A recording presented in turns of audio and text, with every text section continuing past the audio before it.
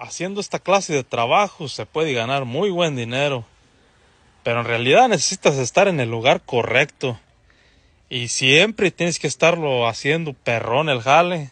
No puedes como ahora me salió perrón y ya los demás jales ya no.